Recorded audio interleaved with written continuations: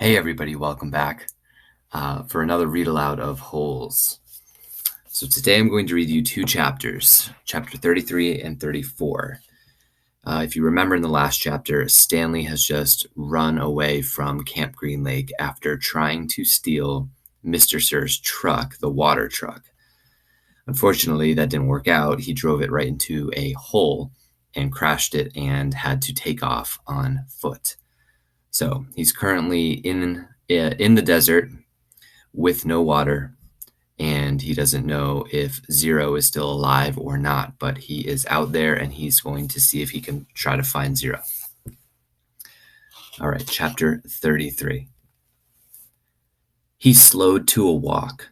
As far as he could tell, nobody was chasing him. He could hear voices coming from back by the truck, but couldn't make out the words.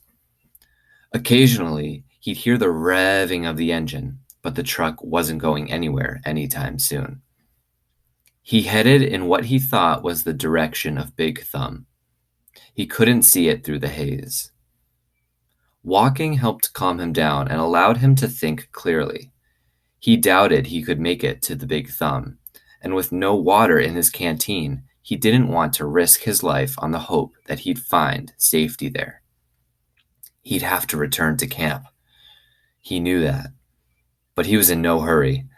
It would be better to return later, after everyone had a chance to calm down, and as long as he'd come this far, he might as well look for Zero. He decided he would walk as long as he could until he was too weak to go any farther. Then he'd turn around and go back. So Stanley already kind of is thinking, I have to go back to camp. I'm not going to survive out here.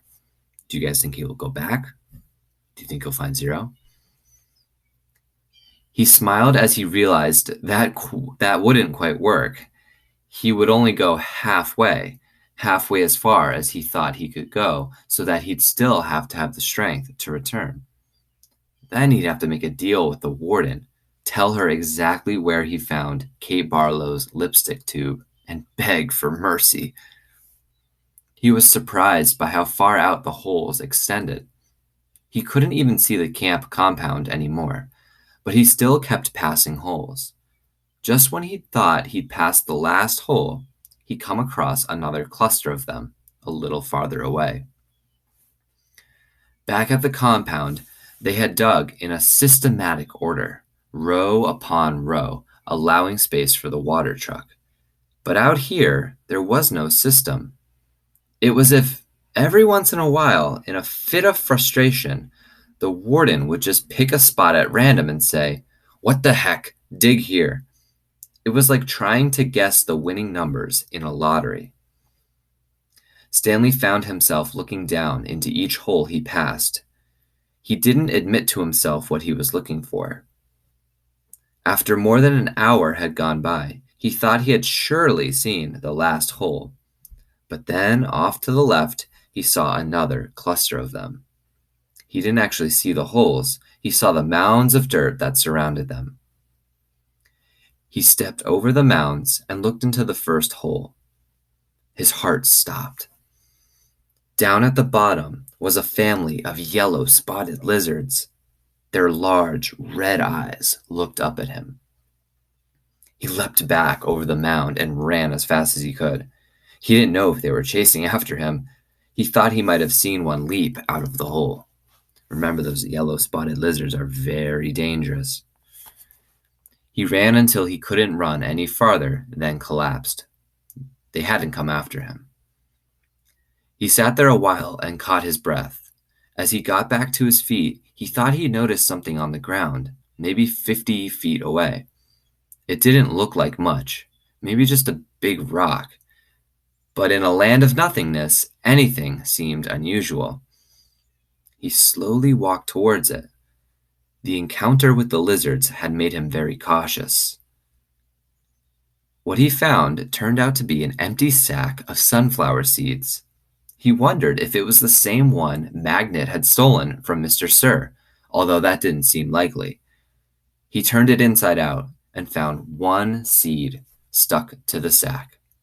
Lunch. So far he hasn't found anything good out in this desert. He found a hole full of yellow-spotted lizards and an empty sunflower seed sack with only one seed in it. So far it's not looking good for Stanley. Chapter 34.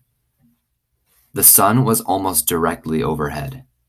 He figured he could walk no more than another hour, maybe 2, before he had to turn back. It seemed pointless. He could see there was nothing ahead of him, nothing but emptiness. He was hot, tired, hungry, and most of all, thirsty.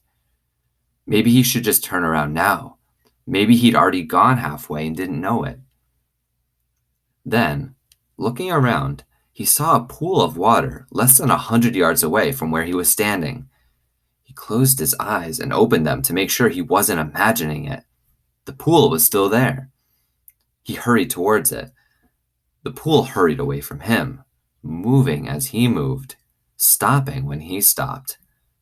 There wasn't any water. It was a mirage caused by the shimmering waves of heat rising off of the dry ground. A mirage is kind of like an illusion. It wasn't real. He was just seeing things in the desert. So that's kind of disappointing, right? He thought he had a nice pool of water. Maybe he could get a drink, but turns out it was just an illusion. He kept walking. He still carried the empty sack of sunflower seeds. He didn't know if he might find something to put in it. After a while, he thought he could make out the shape of the mountains through the haze. At first, he wasn't sure if it was another kind of mirage, but the farther he walked, the clearer they came into view. Almost straight ahead of him, he could see what looked like a fist, with its thumb sticking up. I didn't know how far away it was. He didn't know how far away it was. 5 miles? 50 miles? One thing was for certain, it was more than halfway away from camp. He kept walking toward it, although he didn't know why. He knew he'd have to turn around before he got there. But every time he looked at it, it seemed to encourage him, giving him the thumbs up sign. As he continued walking, he became aware of a large object on the lake. He couldn't tell what it was, or even if it was natural or man-made. It looked like a little fallen tree, maybe, although it didn't seem likely that a tree would grow here. More likely, it was a ridge of dirt or rocks. The object, whatever it was not on the way to Big Thumb, but off to the right. Stanley had to decide whether to go towards this object or continue towards the Big Thumb, or maybe just turn around. There was no point in heading toward Big Thumb, he decided. He would never make it. For all he knew, it was like chasing the moon. But he could make it to the mysterious object. Stanley changed directions. He doubted it was anything. But the fact that there was something in the middle of all of this nothing made it hard for him to pass up. He's so curious. He wants to know what it is. He decided to make the object his halfway point, and he hoped he hadn't already gone too far. He laughed to himself when he saw what it was. It was a boat, or part of a boat anyway. It struck him as funny to see a boat in the middle of this dry and barren wasteland. But after all, he realized this was once a lake. The boat lay upside down, half buried in the dirt. Someone may have drowned here, he thought grimly, at the same spot where he could very well die of thirst. The name of the boat had been painted on the back. The upside-down red letters were peeled and faded, but Stanley could still read the name. Mary Lou. Does that ring any bells to you guys? Mary Lou? Who was named Mary Lou? Think back in the day when we were learning about Catherine Barlow.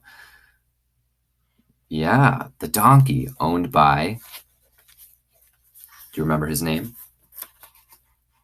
Sam. Yeah, owned by Sam. I wonder if that's Sam's boat.